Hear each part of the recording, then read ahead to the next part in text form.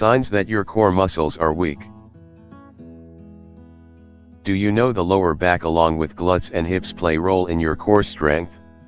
Any weakness in these muscles can lead to number of problems. Lower back pain. Another indication of weak core is pain in lower back. When your core is not strong or balanced as it should be, the curvature of your lumbar spine is likely to change.